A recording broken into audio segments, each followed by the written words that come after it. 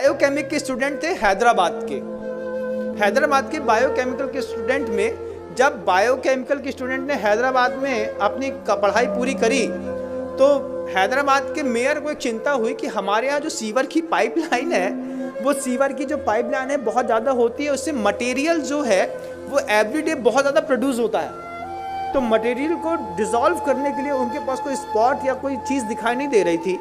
आप क्या सोचते हैं कोई क्या कर सकता है?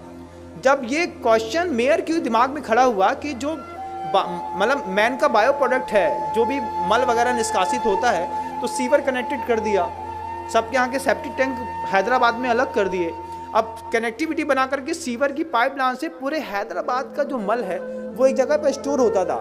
तो उसको ख़त्म करने के लिए क्या दिमाग कोई चलाएगा? तो बायोकेमिकल के स्टूडेंट ने उसमें लिक्विड क्लोरीन डाल करके उस पीले को वाइट कर दिया, और पीले को वाइट करने के बाद उसमें से उसकी स्मेल गायब कर दी। क्लोरीन NaCl, आपने अगर नमक का सूत्र सुना हो तो बंधुओं, मतलब सोडियम अलग होता है, क्लोराइड अलग होती है, NaCl2 ये उसका रासायनिक फॉर्म है। और जहाँ हम रहते थे पहले HGM, वहाँ पे Hukumchand jute mill and industries, और मतलब नमक से क्लोरीन बनाने का प्रोसेस वहीं पे होता था। लिक्विड क्लोरीन होती है, पाउडर फॉर्म में क्लोरीन होती है, गैस फॉर्म में क्लोरीन होती है, और सब अलग अलग चीज़ों में काम आती है। जो बांस के पेड़ होते हैं उसको साफ़ करने के लिए लिक्विड क्लोरीन काम आती है, जिससे आपका पेपर बनता है और जो बिल्कुल वाइट हो जाता है। तो वो बायोकेमिकल के जो स्टूडेंट हैं, वो बायोकेमिकल के स्टूडेंट ने पूरे के पूरे जो मल हैदराबाद के बाहर इकट्ठा होता था उसमें क्लोरीन को डाल करके मिक्सअप करके पीले से वाइट कर दिया। फिर जो वो पूरा एक पेस्ट के रूप में था उसको ड्रायर में डाल करके सुखा दिया, उसका पाउडर फार्मिंग कर दी। और सबसे बड़ी बात तो ये है कि कानपुर की गुटखा फैक्ट्रियों में बेच करके बड़ी बड़ी कंपनियों के गुटकों में पैक होकर के वो मल लोगों को पाउच में अंदर तक खिला दिया। ये ज्ञान के दुरुपयोग का युग है बंधुओं। आपको आश्चर्य होगा, लगता है ना कि हम जिस कंपनी का गुटखा खाते हैं ये तो बहुत फ्रेश है और बढ़िया है, जब आपको पता चले कि बायोकेमिक के स्टूडेंट की इतनी बड़ी करामात है कि उसने पूरे के पूरे मानव के बायो प्रोडक्ट को क्लोरीन डाल करके उसकी स्मेल हटा करके और उसको गुटके में मिला करके उसमें फ्रेग्रेंस मिला दिया। फ्रेग्रेंस का कारोबार कितना बड़ा है कभी आप सोच भी नहीं सकते, कुछ नहीं सोच सकते। और आपको तो खुलते ही साथ ही खुशबू आती है, एक तेज स्मेल।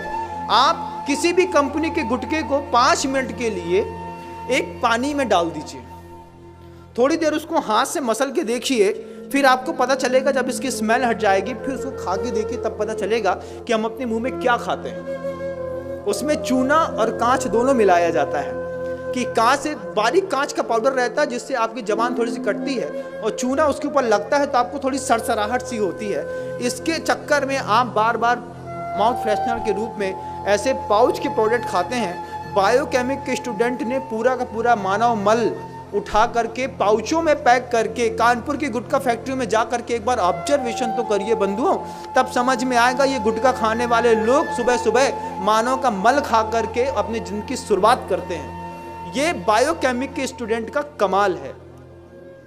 हड्डियों का ढेर मिलता है, दुनिया भर की चीजें मिलती हैं। स्मॉल स्केल इंडस्ट्रीज, 3 शब्द याद रखिएगा। क्या? स्मॉल स्केल इंडस्ट्रीज, ये 3 शब्द याद रखेंगे तब आपको पता चलेगा कि स्मॉल स्केल इंडस्ट्रीज के चक्कर में कैसे यूरिया से, साबुन से, शैम्पू से दूध बनाते हैं, कैसे सड़ी हुई चीज़ों से अच्छी पिज़्ज़ा बर्गर बनाते हैं और आपको खिलाते हैं। जो हमारे यहाँ का व्यंजन ही नहीं था वो सब हम आप खा रहे हैं, वो सब कुछ कर रहे हैं। ये स्मॉल स्केल इंडस्ट्रीज़ का कमाल है।